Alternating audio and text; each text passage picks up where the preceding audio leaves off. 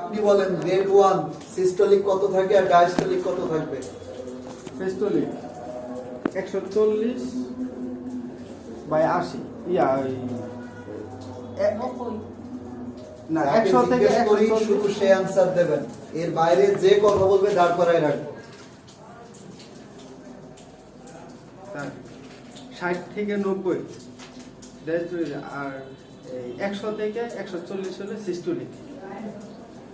আমি বলছি গ্রেড 1 উচ্চ রক্তচাপে সিস্টোলিক কত থাকবে আর ডায়াস্টোলিক কত থাকবে? 120/80। এই আপনি বলেন, না পড়ে এসে আমরা পিছনে আপনি সিস্টোলিক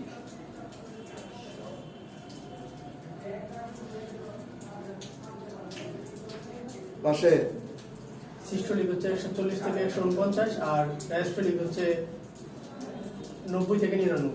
স্যার এর নামটা হাজিরা খাতে এন্ট্রি করে নিয়ে আসুন। ঠিক আছে, ধন্যবাদ। এই ওই পাশে গ্রেড 2 এ কত থাকবে? হ্যাঁ 149 থেকে 179 থেকে 149 থেকে 179 এটা কি কি প্রেসার? সিস্টোলিক। আর 100 থেকে 109। আচ্ছা, এই আপনি বলেন গ্রেড 3 কত থাকবে?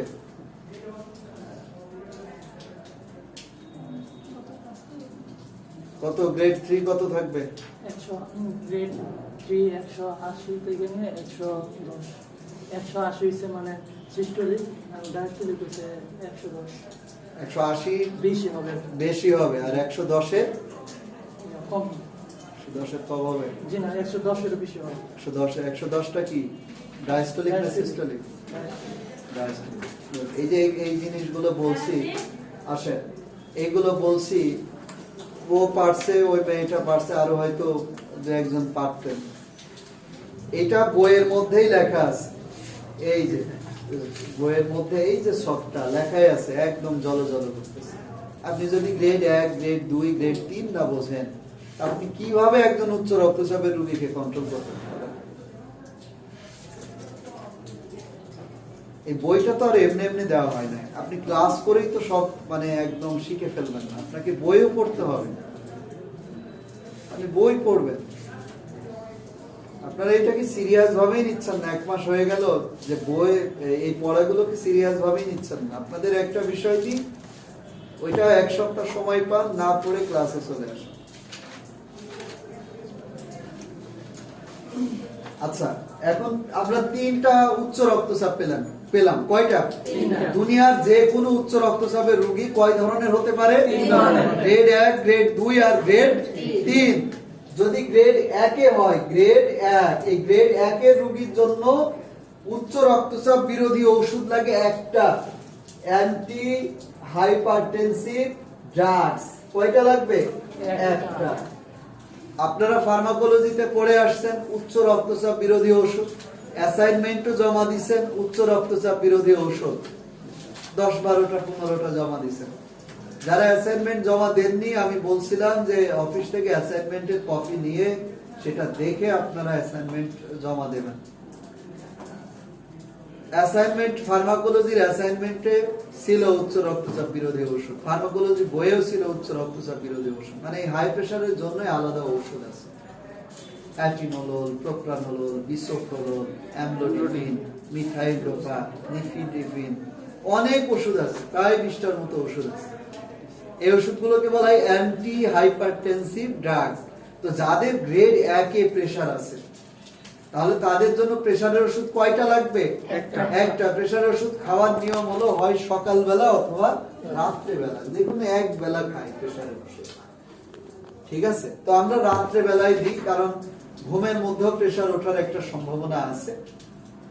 তো রাত্রে বেলায় আমরা প্রেসারের ওষুধ দিই। যদি দেখি যে তার রাত্রে প্রবলেম হয় না, দিনের বেলায় প্রবলেম হয়, তাহলে সকাল বেলায় আমরা প্রেসারের ওষুধ দিই, কোনো সমস্যা নেই।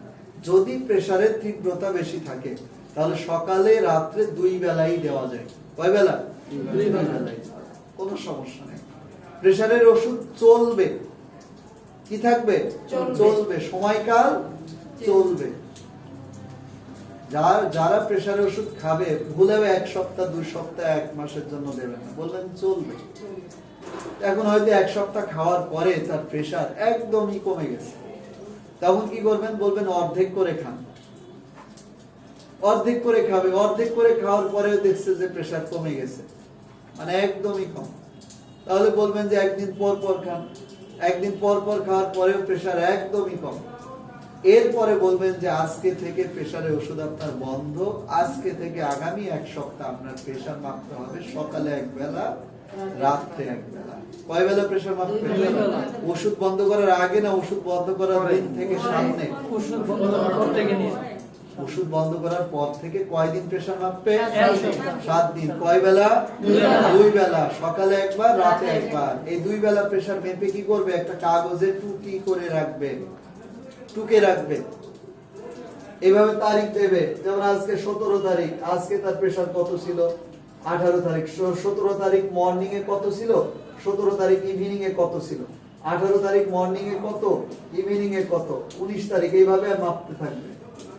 এবার মনে করেন যে তার 7 দিন কমপ্লিট, 7 দিন পরে এবার গড় করবো আমরা। এখানে তো মানে রেকর্ডই আছে, গড় করে দেখবো যে তার প্রেসার এই ওষুধ বন্ধ করার পরে তার এই প্রেসার মানে বাড়লো না ওষুধ বন্ধ করার পরে প্রেসারটা আগের মতোই থাকলো, মানে কমই থাকলো। এখন যদি দেখি যে ওষুধ বন্ধ করার পরে প্রেসার কম আছে বা নিয়ন্ত্রণের ভিতরে আছে, তাহলে আর নতুন করে ওষুধের প্রয়োজন নাই। এখন যদি দেখি যে তার এই 7 দিন পরে এসে প্রেসার আবার বেড়ে গেছে, গ্রেড 1 এ চলে আসছে, তাহলে আর প্রেসারের ওষুধ বন্ধ করা যাবে না। এখন যেটা করতে হবে যে আগের ওষুধ খেয়ে তো প্রেসার অনেক কমে গেছে, এখন আমরা গ্রুপটা চেঞ্জ করে দেব, যেটাই প্রেসার মানে একটু হালকা টাইপের ওষুধ দেব, যাতে তার প্রেসারটা খুব একটা না মানে কমে যায়, খুব একটা বেশি কমে না যায়। বুঝতে পারছেন? এই হলো প্রেসারের ওষুধ দেওয়ার নিয়ম। তাহলে প্রেসারের ওষুধ 1 বেলা বা 2 বেলা খেতে পারে। প্রেসারের ওষুধ কখনোই আপনার 1-2 সপ্তাহের জন্য দেওয়া হয় না, এটা দেওয়া হয় কি চলবে, কন্টিনিউ। এবং প্রেসারের ওষুধ হঠাৎ করে বন্ধ করা যায় না। প্রেসারের ওষুধ অর্ধেকে নামিয়ে আনতে হয়, যে অর্ধেক করে খাবে, এরপরে হয় 1 দিন পর পর খাবে, বোঝা গেছে? এইভাবে এরপরে ওষুধ বন্ধ করার পরে অন্তত 7 দিন তার প্রেসার মেপে দেখতে হবে। এখন যদি আমি হঠাৎ বন্ধ করে দিই, আজকে বন্ধ করে দিলাম, কালকেই তো প্রেসার বেড়ে হার্ট অ্যাটাক করতে পারে, হার্ট ফেল করতে পারে, স্ট্রোক করতে পারে, এর দায়ভার নেবে কি? আপনি আজকে প্রেসার বন্ধ, ওষুধ বন্ধ করে দিলেন, কালকেই তার সমস্যা হতে পারে। এর কোনো গ্যারান্টি নাই, প্রেসারের কোনো গ্যারান্টি নেই। কারণ প্রেসার অলওয়েজ এটা আপ এন্ড ডাউনের মধ্যে থাকে, অলওয়েজ, এর কোনো গ্যারান্টি নাই। বুঝতে পারছেন? এখন এই আসেন গ্রেড 1 এ আমরা কয়টা প্রেসারের ওষুধ দিচ্ছি? একটা। এবার আসি গ্রেড 2। এই গ্রেড 2 এ আমাদের অ্যান্টি হাইপারটেনসিভ ড্রাগস 2টা দিতে পারি আমরা। কয়টা? 2টা। এই 2টা একসাথেও খেতে পারে, 2 গ্রুপের 2টা। বুঝতে পারছেন? 2 গ্রুপের 2টা ওষুধ দিতে পারে, 2 গ্রুপের, রাত্রে বেলা অথবা সকালবেলা, 2 গ্রুপের 2টা দিতে পারে। অথবা অ্যান্টি হাইপারটেনসিভ ড্রাগস দিতে পারি আমরা একটা, আর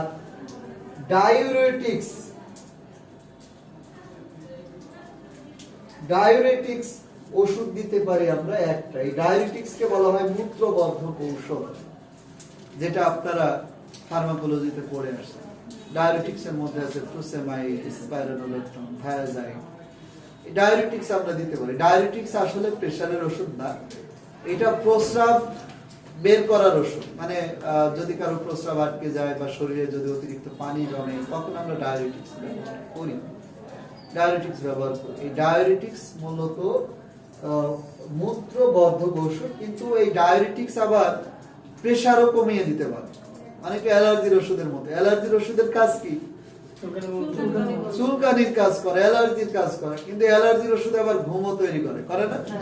তো অ্যালার্জির ওষুধকে কি আমরা ঘুমের ওষুধ বলতে পারি? জি না। না, বলতে পারি না, এটা বলতে পারবো না, কারণ অ্যালার্জির ওষুধ তো আর ঘুমের জন্য তৈরি করা হয়, এটা তৈরি করা হয়েছে অ্যালার্জির জন্য, কিন্তু অ্যালার্জির ওষুধের সাইড ইফেক্ট হলো ঘুম।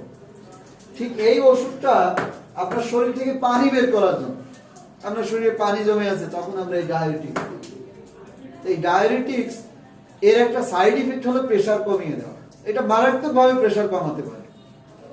এখন এই বেনিফিটটা আমরা এখানে নেব, তাকে একটা প্রেসারের ওষুধ দিলাম আর একটা ডায়াবেটিক্স দিলাম, কাদের ক্ষেত্রে? যাদের গ্রেড 2।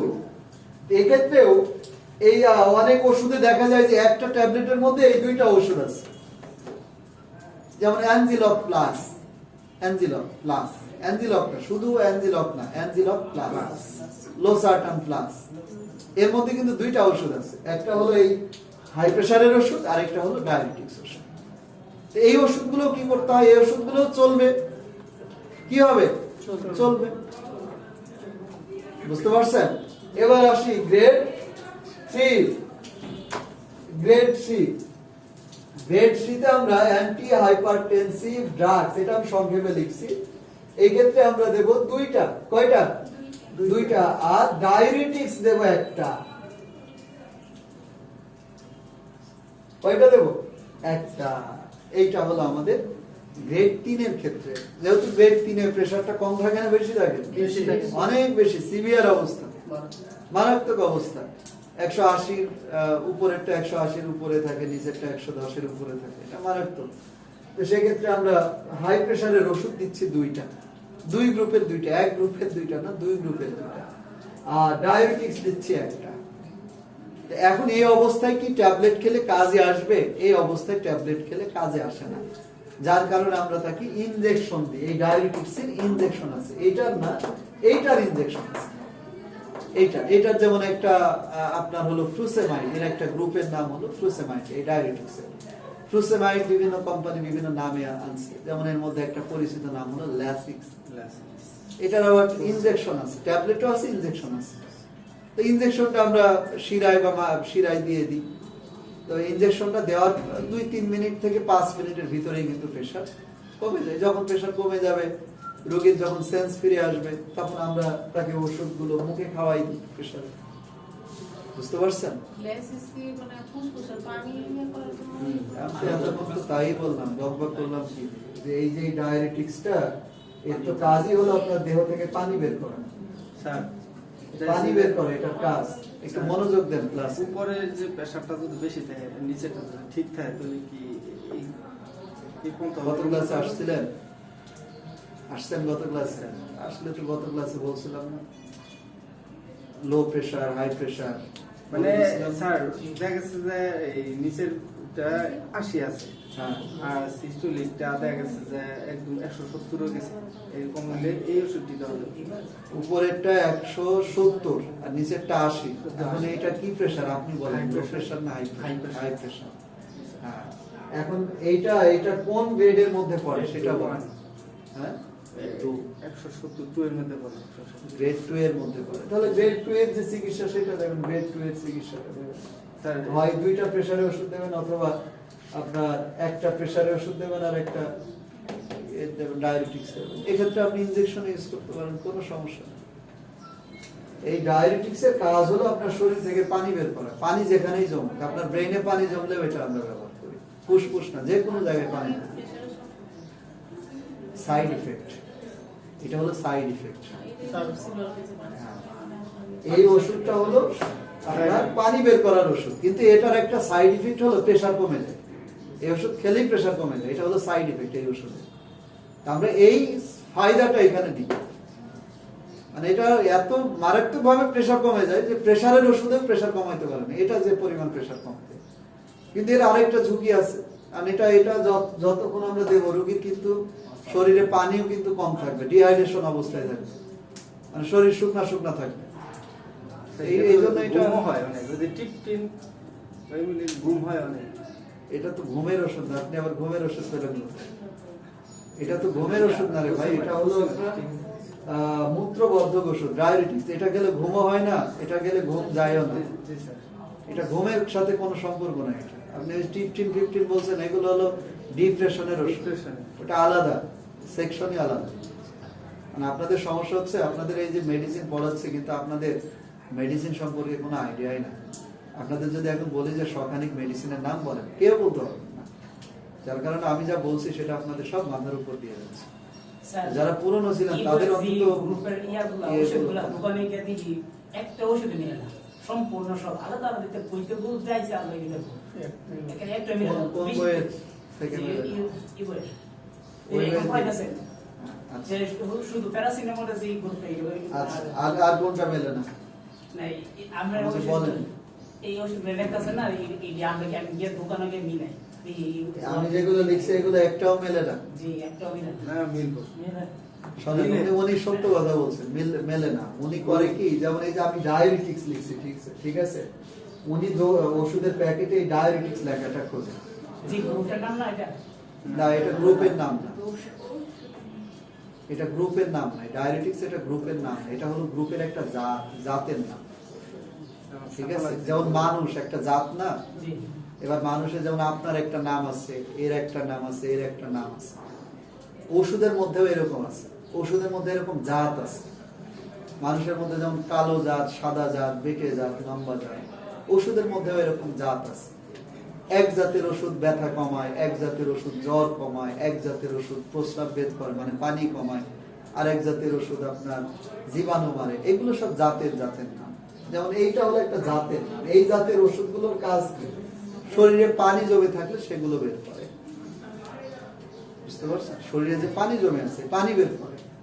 এখন এই জাতের মধ্যে আবার অনেক সদস্য আছে, মেম্বার আছে, সেই সদস্যগুলোকে বলি আমরা গ্রুপের নাম। যেমন এর মধ্যে একটা সদস্য হলো আপনার ফুসেমাইড, আরেকটা হলো আপনার থায়াজাইড, হাইড্রোক্লোরোথায়াজাইড, আরেকটা হলো স্পাইরোনোলোক্টোম। মানে এই তিনটাই বেশি চলে, স্পাইরোনোলোক্টোম। আবার এইগুলো হলো গ্রুপের নাম। এই যে এইগুলো গ্রুপে, এই জিনিসগুলো কার ভিতরে আছে? ডায়াবেটিক্স এর ভিতরে আছে, এই জাতের ভিতরে আছে। এখন আপনি যদি ওষুধের গায়ের মধ্যে ডায়াবেটিক লেখা খোঁজেন, পাবেন না তো। আমি তো এই জিনিসগুলো আপনাদের পড়াইছি, এই যে ফুসেমাইড, হাইড্রোক্লোরোথায়াজাইড, স্পাইরোনোলোক্টোম, এগুলো পড়াইছি, বুঝতে পারছেন? আচ্ছা, আপনি অফিসে গিয়ে বলেন যে ফার্মাকোলজির একটা অ্যাসাইনমেন্ট দিতে বলবো। আগে ছাত্ররা যে অ্যাসাইনমেন্ট জমা দিয়েছে ফার্মাকোলজি সাবজেক্টের অ্যাসাইনমেন্ট। এখন আপনি ডায়াবেটিক্স এ খুঁজলে তো পাবেন না। আপনি যদি এই যে ফুসেমাইড এখন লিখে দিলাম, ফুসেমাইড আপনি খুঁজে পাবেন, ঠিক আছে? ওই যে ল্যাক্সিক্সের গায়ের মধ্যে লেখা আছে ফুসেমাইড, বুঝতে পারছেন? আবার আপনার ওই যে লোসার্টান পটাশিয়াম, ওর গায়ের মধ্যে লেখা আছে হাইড্রোক্লোরোথায়াজাইড প্লাস লোসার্টান পটাশিয়াম, এটা লেখা আছে। এখন আপনাদের তো এগুলো পড়িয়ে আসছি, আর আপনি যদি এখন এটা মনে রাখতে না পেরে এখন যদি বলেন যে স্যার আপনি যেটা লিখে দেন এটা তো পাই না, কেন পান না এখন বুঝতে পারছেন? বোঝেন নাই, এখনো বোঝেন না এই জন্য যে আপনারা এই গ্রুপগুলোই বোঝেন না। এই যে গ্রুপগুলো মনে রাখতেই পারেন, এই জাতগুলোর নাম মনে রাখতেই পারেন না, ওষুধের নাম মনে রাখতে পারেন। দেখ,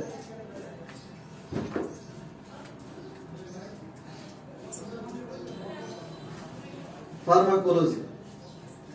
আচ্ছা, পপি আক্তার আছে? পপি আক্তারকে আপনারই অ্যাসাইনমেন্ট, অন্য কারণ না, ওদের গ্রুপের আপনাদের ব্যাচেরই একজনের অ্যাসাইনমেন্ট নিয়ে আসছে। এখানে ওষুধ আছে 145টা, বলতে পারবেন 145টা ওষুধ বলতে পারবেন, কিন্তু এই অ্যাসাইনমেন্টটা শর্ত হলো এখানে যে কয়টা ওষুধ লিখবে সেই কয়টা ওষুধ মেমোরাইজড করবে, মুখস্থ বলে দেবে। কিন্তু উনি করছে কি, দেখে দেখে লিখছে। আচ্ছা, দেখে দেখে লিখুক, সমস্যা নেই। এরপরে আমরা বলছিলাম যে মুখস্থ করবো, মুখস্থ করে না। ওকে যদি আমি যতই পিটাই, তো এই জিনিসগুলো কিন্তু বের হবে না মুখ দিয়ে, উচ্চারণই করতে পারবো না, পড়ে না। আচ্ছা, এখানে কই আপনি সূচিপত্র লেখেননি কেন? সূচিপত্রে লেখা নেই। আচ্ছা, এর ভিতরে এই যে একটা গ্রুপ কি লেখা আছে, অ্যান্টি হাইপারটেনসিভ ড্রাগস। এই যে অ্যান্টি হাইপারটেনসিভ উচ্চ রক্তচাপ বিরোধী ওষুধ। এই যে লেখা আছে ক্লোনিডাইন, এটা ট্যাবলেট পাওয়া যায়। এই যে ডোজ মানে বাচ্চা বড়দের কত দেব, 50 থেকে 100 মিলিগ্রাম দিনে, টিআইডি মানে 3 বেলা 2 থেকে 3 দিন। এই যে এগুলো লেখা দিচ্ছে অ্যাকর্ডিং টু রেসপন্স, মানে রোগীর অবস্থা অনুযায়ী। এগুলো সব লেখা আছে। এই যে অ্যামলোডিফিন লিখছে, সমস্যা হলো মুখস্থ করে না, পড়ে না। এই যে অ্যাটিনোলল, এই যে অ্যামলোডিফিন, লিভেটালল লিখছে, অনেক ভালোই লিখছে। এখানে ওষুধ লিখছে আপনার 20টার মতো ওষুধ লিখছে। কয়টা বলতে পারবো? কয়টা? একটা বলতে পারবা? দেখছেন অবস্থা? এই হলো অবস্থা, এই হলো অবস্থা। এখন আপনি যদি ওষুধের নাম না জানেন, তাহলে এই ডিজিজ গুলো আপনি কিভাবে হ্যান্ডেল করবেন? ও নিজের হাতে লিখছে 20টা ওষুধের নাম। কি ওষুধ? প্রেসার কমানো ওষুধ লিখছে 20টা, এবং সে সুন্দরভাবে লিখছে যে ওইটা গ্রুপের নাম লিখছে, বাজারে ওইটা কি পাওয়া যায়, ট্যাবলেট পাওয়া যায় না ক্যাপসুল পাওয়া যায় না ইনজেকশন পাওয়া যায় সেটা লিখছে। তারপরে লিখছে সেটা ডোজ মানে কয় বেলা খাওয়াবো সেটাও লিখছে সুন্দরভাবে। কিন্তু এইটার মধ্যেই জমাচ্ছে, মুখস্থ টুস্থ করে নাই। তাহলে এটা কিভাবে পারবে? হুম? মানে কনফিউজড আর কি, একটা কথা হ্যাঁ, জিজ্ঞেস করবো। বলেন। যেমন এই ডাইরেক্ট যেটা এটা লেখছেন, এটা সে ওষুধের নাম। হ্যাঁ। আর ওই যে পুসিমাইড যেটা, হ্যাঁ। মানে ওইগুলি দিচ্ছে, ওই দিচ্ছে গ্রুপের নাম। তাহলে ওষুধের নাম কিভাবে বুঝবো? যেমন আমি এই কোম্পানির যেমন পুসি, তারপরে ল্যাসিস, এইগুলির নাম জানি, ওইগুলি কি? ওইগুলো হলো আপনার ব্যবসায়িক নাম, ঠিক আছে? একটা ওষুধের যখন তৈরি করা হয় তখন ওই ওষুধ কোম্পানি তারা একটা নাম দেয়, বুঝতে পারছেন? এইগুলো হলো আপনার এই যে ওষুধের নাম হলো এইগুলো, এই ডায়াবেটিস নিয়ে বলেন, এরকম ওষুধ আছে প্রায় 40-45 ওষুধের প্যাকেটে কি এই নাম পাবো? এই ডায়াবেটিক্স এটা ওষুধের প্যাকেটে পাবেন না। এটা আমরা বুঝবো কিভাবে? এটা বই পড়বেন, আপনি এখানে আসছেনই তো বোঝার জন্য। আপনার ফার্মাকোলজি বই আছে? জি আছে। বইয়ে পড়বেন, বইয়ে পাবেন। আপনাদের তো 2 সপ্তাহ আগে অ্যাসাইনমেন্টের কথা বলছি, অ্যাসাইনমেন্ট লিখছেন? লেখেন নাই? আরে আগে না, আপনাদের সাথে ওরা আগে জমা দিচ্ছে, আপনারা পরে আসছেন। আপনাদের বলছিলাম যে অ্যাসাইনমেন্টটা সংগ্রহ করে জমা দেবেন। আচ্ছা, আপনার এই যে ড্রাগস, ঔষধ বা ড্রাগস, এই ড্রাগস প্রায় 35-40 ধরনের ড্রাগস আছে। যেমন ঘুমের ওষুধ, পেটে ব্যথার ওষুধ। যেমন আপনার ঘুমের ওষুধের নাম হলো সিডেটিভ। সিডেটিভ শব্দের অর্থ ঘুমের ওষুধ। সিডেটিভ অর্থ কি? ঘুমের ওষুধ। এখন এই সিডেটিভের মধ্যে তো আর একটা ওষুধ নাই, সিডেটিভের মধ্যে আছে মনে করেন 50টা ওষুধ। যেমন সিডেটিভের মধ্যে একটা হলো ডায়াজিপাম, একটা হলো ক্লোনাজিপাম, একটা হলো ব্রোমাজিপাম। এইগুলো হলো আপনার গ্রুপের নাম, এদেরকে বলা হয় জেনেরিক নাম, বৈজ্ঞানিক নাম। এই যে এই জিনিসগুলো, এটা হলো আপনার ওষুধ। এই যে এটা সিডেটিভ হলো ওষুধের নাম, আর এগুলো হলো ওষুধের বৈজ্ঞানিক নাম বা ওষুধের গ্রুপের নাম। বুঝতে পারছেন? ওষুধের গ্রুপের নাম। এরকম একটা ওষুধে কয়টা গ্রুপ থাকে? একটা ওষুধে 50টা থাকতে পারে, 60টা থাকতে পারে, 100টা থাকতে পারে, এরকম। এখন এই ডায়াজিপাম যখন কোনো কোম্পানি তৈরি করবে, তখন সে আপনার নতুন আরেকটা নাম দেবে এই ডায়াজিপামের। যেমন সে নাম দিল কি? সিডিল। এই হলো ওষুধের একটা প্যাকেট, এইখানে বড় করে লিখে দেবে সিডিল, আর নিচে লিখে দেবে ডায়াজিপাম ছোট করে। এখানে কিন্তু দুইটা নামই আছে। এই নিচেরটা হলো এই সিডেটিভের গ্রুপের নাম, আর এই সিডিটা হলো এই ডায়াজিপামের কোম্পানি যে নামটা দিছে সেই নাম, কোম্পানির দেওয়া। এটাকে বলা হয় ব্যবসায়িক নাম। বুঝতে পারছেন? এখানে কয়টা নাম পেলেন? দুইটা নাম। একটা হলো বৈজ্ঞানিক নাম, আর একটা হলো ব্যবসায়িক নাম। ব্যবসায়িক নামটাকে বলা হয় বাণিজ্যিক নাম বা ট্রেড নেম বা ব্র্যান্ড নেম। আরেকটা নাম আছে, সেটা হলো রাসায়নিক নাম। সেটাও আমাদের দরকার হয় না, যারা ওষুধপত্র বানায় তারা সেগুলো মুখস্থ করে। তা আমরা এই কোম্পানির দেওয়া নামও মুখস্থ করি না। কোম্পানির দেওয়া নাম আমাদের দরকার নাই। আমাদের দরকার হলো এই গ্রুপের নামগুলো দরকার। কারণ আমাদের হাইকোর্ট থেকে একটা নির্দেশনা, প্রেসক্রিপশনে গ্রুপের নাম লিখতে হবে বড় হাতের অক্ষরে, ক্যাপিটাল লেটারে, স্পষ্ট করে। এই সিডিল ফিডিল লেখা যাবে না, না পা এইসব লেখা যাবে না। লিখলে 6 মাসের জেল হবে অথবা অর্থদণ্ড হবে। বুঝতে পারছেন? যেহেতু বাংলাদেশে আইন কানুনের কেউ ধার ধরে না, যার কারণে এগুলোর বিচার সালিশ হয় না। এগুলো নিষেধ হাইকোর্ট থেকে। আমাদের এই গ্রুপের নামগুলো লিখতে হবে। গ্রুপে কে যাবে না? গ্রুপের নাম সমস্যাটা হচ্ছে যেমন একটা ওষুধ বিক্রেতা অ্যালবিয়ন কোম্পানির মাল দিয়ে দিল, বুঝি না। ওষুধ কিনতে গেলে হ্যাঁ, কাস্টমার ওষুধ কিনলো একটা হ্যাঁ, রোগী, হ্যাঁ, দেখছে দোকানদার দিল একটা নরমাল একটা কোম্পানি, আচ্ছা। তখন তো শরীরে কাজ করবে না। দোকানদার দেবে কেন? রোগী বলবে আমার স্কয়ার কোম্পানির ওষুধ দেন, আমার ভ্যাকসিন কোম্পানির ওষুধ দেন। এটা জানবে আস্তে আস্তে। মানুষ এডুকেটেড হচ্ছে না, শিক্ষিত হচ্ছে, এটা জানে। আপনার ফ্যামিলিতে যদি কেউ এসএসসি পাস বা ইন্টার পাস কেউ থাকে, সে জানে যে কোন কোম্পানি ভালো। আপনি যখন কোনো পোশাক কিনতে যান, দোকানদারের চাপানো কোনো ব্র্যান্ডে পরেন, আপনি নিজে গিয়ে বলেন। জুতা কিনতে গেলে আপনি নিজে গিয়ে বলেন যে আমাকে বাটা কোম্পানির জুতা দেন। অন্য কোম্পানির দোকানদার যদি দেয় তা আপনি নেবেন? সেটা নেন না। তো ওষুধের ক্ষেত্রে এটা হয় কেন? এইটা নিষেধ। বুঝে গেছে? এখন বুঝছেন? এই হলো বিষয়। আচ্ছা, তাহলে এবার এই উচ্চ রক্তচাপের ট্রিটমেন্ট এ পর্যন্তই। গ্রেড 1, গ্রেড 2 আর গ্রেড 3। গ্রেড 1 এ এই ধরনের এক চিকিৎসা, গ্রেড 2 আর এক চিকিৎসা, গ্রেড 3 আর এক চিকিৎসা। মনে করেন গ্রেড 3 এর, এটা আবার রেখে আসবো, হ্যাঁ, গ্রেড 3 এর চিকিৎসা দিলেন, দেওয়ার পরে মাসখানেক পর রোগী একদম সুস্থ হয়ে গেছে, বা 1 সপ্তাহ পর রোগী সুস্থ হয়ে গেছে, প্রেশার অনেক নেমে গেছে। তাহলে গ্রেড 3 এ থেকে এখন আপনাকে চলে আসতে হবে গ্রেড 2 এ। গ্রেড 2 এর থেকে আস্তে আস্তে চলে আসতে হবে গ্রেড 1 এ। মানে আগে রোগী 2টা প্রেশারের ওষুধ খেতে, এখন প্রেশার অনেক কমে যাচ্ছে। তাহলে এখন আর 2টা দেওয়া যাবে? একটা বাদ, একটা করে খাবে। এখন একটা খাওয়া মানেই তো গ্রেড 1 এ চলে আসে। বুঝতে পারছেন? এই হলো উচ্চ রক্তচাপের রোগীর চিকিৎসার ফর্মালিটি। স্যার, গ্রেড 2 এর কি যে দুইটা প্রেশার ওষুধ কি একসাথে খাবে না? একসাথে খাবে, একসাথে খাবে। আবার সকালে রাত্রেও দেওয়া যায়, কিন্তু আমরা একসাথে দিই। ঠিক আছে? স্যার, লো প্রেসারের চিকিৎসা কি? হাই প্রেসার ঢুকছে মাথার মধ্যে, সামনের সপ্তাহে লিখতে দেবো, দেখবো কেমন ঢুকছে। পারবো এটা? ঠিক আছে?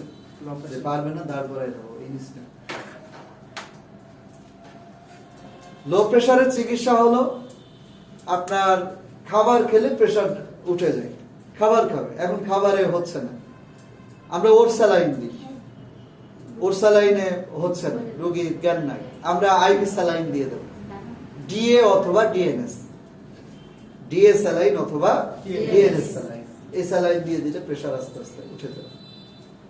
বুঝতে পারছেন? এবার মনে করেন স্যালাইন দিয়েও প্রেসার ওঠে না, তখন আমরা স্টেরয়েড দেব, হাইড্রোকর্টিসন ইনজেকশন দেব।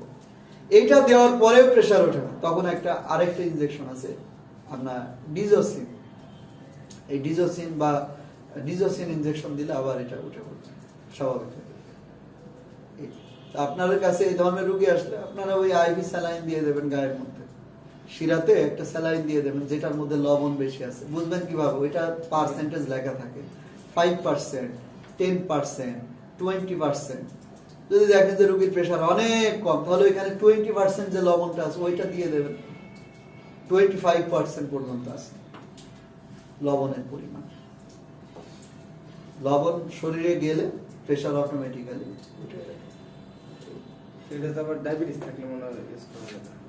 লবণ গেলে কি ডায়াবেটিস বাড়ে? মানে যদি ওই যে স্যালাইন গুলো স্যালাইনের তো প্রকার আছে আপনার, যেটা গ্লুকোজ নাই, এই স্যালাইনের নাম হলো DNS saline, dextrose and normal saline, মানে এটা গ্লুকোজের পরিমাণ কম। আর গ্লুকোজ একদমই নাই নরমাল স্যালাইন, নরমাল স্যালাইনে কোনো গ্লুকোজ থাকে না। আচ্ছা দেখেন এই যে এত কিছু বললাম, মানে টাইম লস হলো, কারণ একটা আপনারা পড়েন না বাসায়।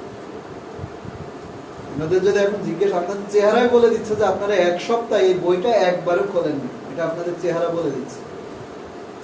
আমি কিন্তু বলতে পারবো যে কে কে যে এই বইটা এক সপ্তাহে ধরে নাই, চেহারা দেখে কিন্তু বলতে পারবো,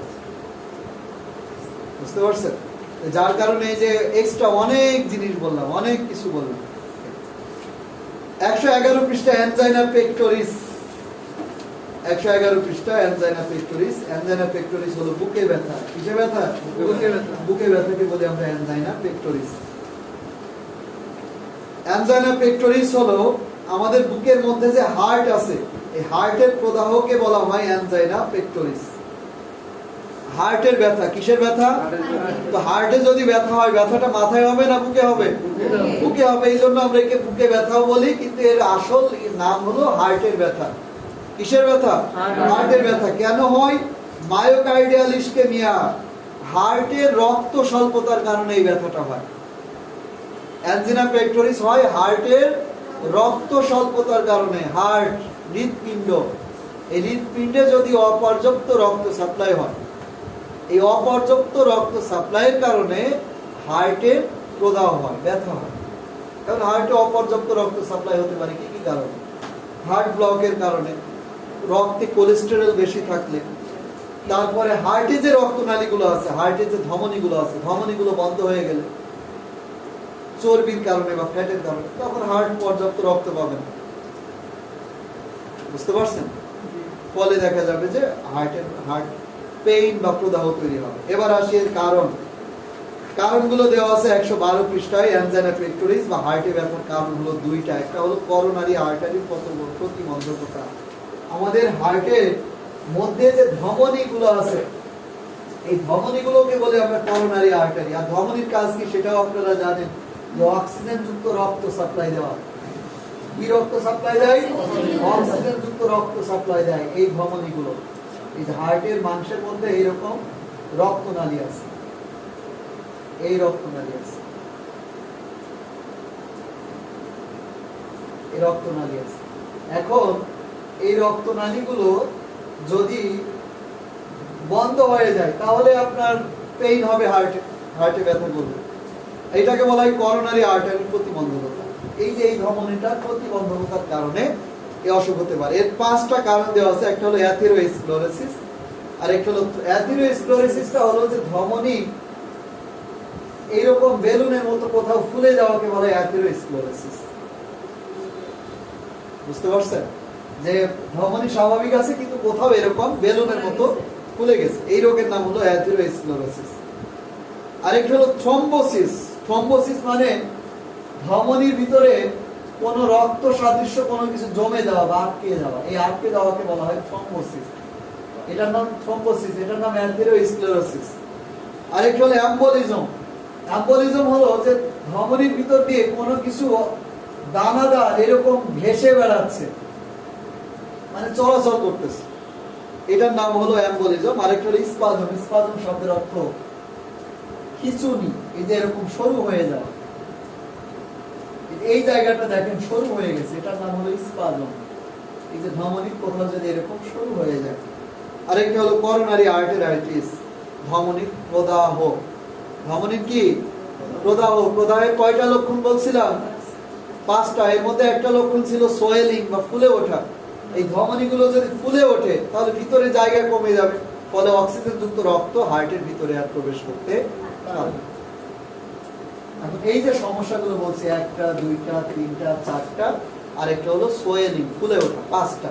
এই 5টা সমস্যা কোথায় হবে? এই যে ধমনীটা দেখছেন, এই ধমনীর মধ্যে এর যে কোনো একটা প্রবলেম হলেই এই রক্ত সঞ্চালন বন্ধ হয়ে যাবে হার্টের ভিতরে। হার্ট তখন আর অক্সিজেন যুক্ত রক্ত পাবে না। হার্ট যখন অক্সিজেন যুক্ত রক্ত পাবে না, তখন হার্টের যে সেলগুলো আছে, সেলগুলো আস্তে আস্তে কি হয়ে যাবে? নষ্ট হয়ে যাবে, ড্যামেজ হয়ে যাবে। যদি অতিরিক্ত মাত্রায় ড্যামেজ হয়, সেটাকে বলে আমরা হার্ট অ্যাটাক। মনে করেন এই জায়গাটুকুতে অক্সিজেন যুক্ত রক্ত আসতে পারে না, এই জায়গাটা, তাহলে এইখানে হার্ট অ্যাটাক হয়েছে। বুঝতে পারছেন? যদি একসাথে হার্টে 3-4টা হার্ট অ্যাটাক হয়, বলে 3বার হার্ট অ্যাটাক করছে, 2বার হার্ট অ্যাটাক করছে, 1বার হার্ট অ্যাটাক করছে। হার্ট অ্যাটাক যতবারই করুক, স্পট থাকে হার্টের ভিতরে, কালো স্পট হয়ে যায়। তারপরে বলছে মায়োকার্ডিয়ামে অক্সিজেন যুক্ত রক্ত প্রবাহ কমে যাওয়া। যদি হার্টে অক্সিজেন যুক্ত রক্ত না পৌঁছায়, এর কারণ হলো 5টা, যেমন অ্যানিমিয়া, রক্ত শূন্যতা। দেহে যদি রক্ত কম থাকে, অক্সিজেন যুক্ত রক্ত এখানে আসবে? রক্তই নাই, সব ঠিক আছে, তার বডিতে রক্ত কম, সব অঙ্গ প্রত্যঙ্গই রক্ত কম পাবে, হার্টও রক্ত কম পাবে, ফলে হার্ট নিজে নিজে দুর্বল হয়ে যাবে। তারপরে বলছে থাইরোটক্সিকোসিস, এই থাইরয়েডের বিষক্রিয়া। কিসের? থাইরয়েডের বিষক্রিয়া, গলগণ্ড রোগ, আয়োডিনের অভাব, এর কারণে থাইরয়েডের বিষক্রিয়া সৃষ্টি হয়। এর জন্য হার্ট অক্সিজেন যুক্ত রক্ত পায় না। মায়োকার্ডিয়াল হাইপারট্রফি, হার্টের যদি আপনার এই পেশি দুর্বল হয়ে যায়, হৃদপেশি যদি দুর্বল হয়ে যায়, কেন হয়? সাধারণত উচ্চ রক্তচাপে হৃদপেশি দুর্বল হয়। একটা মানুষ যদি প্রতিদিন 50 কিলো 60 কিলো হাঁটে, তার পা কি শক্তিশালী হবে না আরো দুর্বল হবে? আরো দুর্বল হয়ে যাবে। এই হার্ট যদি প্রতিদিন অনেক বেশি কাজ করে, অনেক বেশি, যাদের উচ্চ রক্তচাপ তাদের হার্ট কিন্তু অতিরিক্ত কাজ করে, অতিরিক্ত পাম্প করে, এর ফলে হার্ট কিন্তু আরো বেশি দুর্বল হয়। এই দুর্বলতার অবস্থাটাকে বলে আমরা মায়োকার্ডিয়াল হাইপারট্রফি। আরেকটা হলো অ্যাওর্টিক ভালভ ডিজিজ। হার্টের মধ্যে 4টা ভালভ আছে। কয়টা? 4টা। এই হার্টের ভিতরে 4টা ভালভ আছে। এই ভালভগুলো ড্যামেজ হয়ে গেলে, নষ্ট হয়ে গেলেও হার্ট পর্যাপ্ত অক্সিজেন যুক্ত রক্ত পায় না। রক্তচাপ কমে গেলে, লো ব্লাড প্রেশার, হাই প্রেশারেও যেমন হার্ট দুর্বল হয়ে যায়, লো প্রেশারেও কিন্তু হার্ট দুর্বল হয়ে যায়। হার্ট কিন্তু পর্যাপ্ত রক্ত পায় না লো প্রেশারে। হাই প্রেশারে ইনস্ট্যান্ট রোগীর ক্ষতি হয়, লো প্রেশারে কিন্তু ইনস্ট্যান্ট রোগীর ক্ষতি হয় না, আস্তে আস্তে আস্তে আস্তে ক্ষতি। দুইটাই কিন্তু বিপজ্জনক, লো প্রেশারও বিপজ্জনক, হাই প্রেশারও বিপজ্জনক। এবার আসি অ্যানজাইনা পেক্টোরিসের লক্ষণ উপসর্গ। 1 নম্বর লক্ষণ হলো বুকে ব্যথা। রোগীর বুকে ব্যথা দেখা দিতে পারে। উৎস সাধারণত বুকের মাঝখান থেকে ব্যথা শুরু হয়, এই মাঝের অংশ থেকে ব্যথা শুরু হয়। বিস্তার, ঘাড়, চোয়াল ও বাহুতে এই ব্যথা ছড়িয়ে পড়ে, সাধারণত বাম দিকে। পাশে লিখে রাখেন, বাম পাশে, অর্থাৎ বাম কাঁধ, বাম চোয়াল, বাম ঘাড়, ব্যথা ছড়িয়ে পড়ে। প্রকৃতি, ব্যথাটা হয় চাপা ধরনের ব্যথা, মনে হবে যে বুকের উপরে কেউ চেপে ধরে রাখছে, এবং ব্যথাটা হবে সংকোচনমূলক, চাপ দিয়ে ধরে রাখা। আনুষঙ্গিক শ্বাসকষ্ট থাকতে পারে, রোগীর দম বের হয়ে আসতে পারে, দম যায় যায় অবস্থা হতে পারে। হ্রাস বৃদ্ধি, ব্যায়াম, সিঁড়ি বেয়ে ওঠা, শারীরিক পরিশ্রমে এই ব্যথা বাড়তে পারে, আর বিশ্রাম বা বেড রেস্টে এই ব্যথা কমে যায়। প্রবল আবেগ, মানে অতিরিক্ত দুশ্চিন্তায়, উত্তেজনায় এই ব্যথা বাড়ে, আবার বেশি পরিমাণে খেলেও এই ব্যথা বাড়ে। এর চিকিৎসাটা দেওয়া নাই, আছে? এর চিকিৎসা দেওয়া নাই। চিকিৎসা মূলত 2টা। চিকিৎসাটা আপনারা লিখে নেন বইয়ের যে কোনো একটা অংশে। একটা হলো এই ট্রিটমেন্ট দিয়ে লেখেন, এরকম ট্রিটমেন্ট দিয়ে লিখবেন 1 number aspirin, 2 number anti hypertensive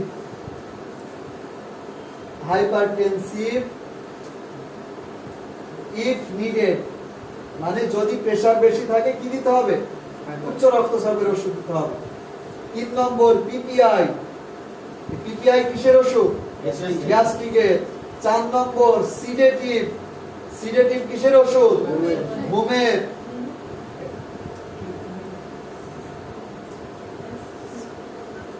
এই হলো এর চিকিৎসা। অ্যাসপিরিন দিলে ব্যথাটা কমে যাবে, এটা 1-2 সপ্তাহ দেওয়া যেতে পারে অ্যাসপিরিন। যদি তার প্রেশার থাকে তাহলে অ্যান্টি হাইপারটেনসিভ বা প্রেশারের ওষুধ দেবো, আর প্রেশার না থাকলে প্রেশারের ওষুধ দেওয়া যাবে না। পিপিআই গ্যাস্ট্রিকের ওষুধ দেবো, আর সিডেটিভ ঘুমের ওষুধ দেবো। যদি ঘুম না হয় ঘুমের ওষুধ দেবো, যদি ঘুম হয় ঘুমের ওষুধ দেওয়া যাবে। আর পিপিআই হলো গ্যাস্ট্রিকের ওষুধ, সিডেটিভ ঘুমের ওষুধ। এখন আপনি যদি ওষুধের গায়ে অ্যান্টি হাইপারটেনসিভ লেখা দেয় মানে খুঁজতে যান, পাবেন? পাওয়া যাবে? পাওয়া যাবে না। সিডেটিভ লেখা কি ওষুধের গায়ে পাওয়া যাবে? পাওয়া যাবে। আমি তো এটা ওষুধের নাম লিখছি, এখন আপনার এর গ্রুপের নাম মুখস্থ করতে হবে।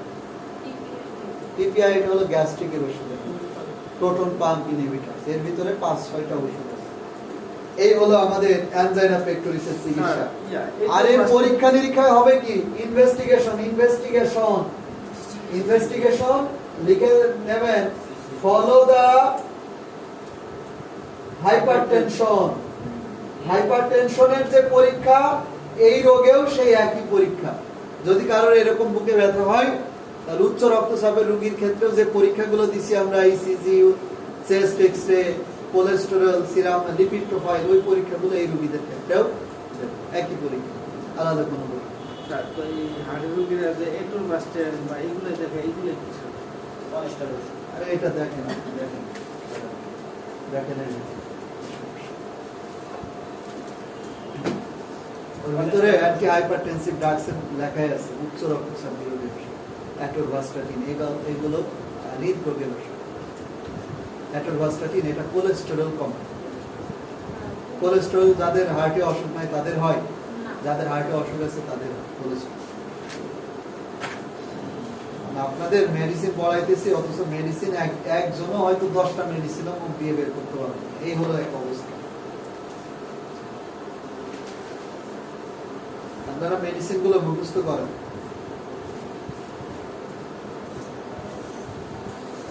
মোস্তাক আহমেদ, তানিয়া সুলতানা, মিম আক্তার, শহীদুল ইসলাম, আলমগীর হোসেন, সৈয়দা সানিয়া, পপি আক্তার, মিথিলা রানী দেবনাথ, শরীফা আক্তার, মরিয়ম আক্তার, রাসেল, আরিফ, সামিরা সুলতানা, আজিজুল ইসলাম, তানভীর আহমেদ, ফেরদৌসি, মিথিলা। আপনার নাম কি? নাইমা আক্তার।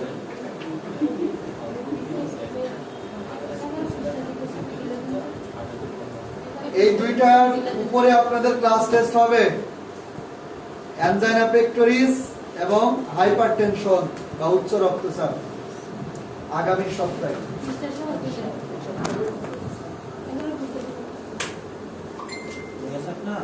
বই না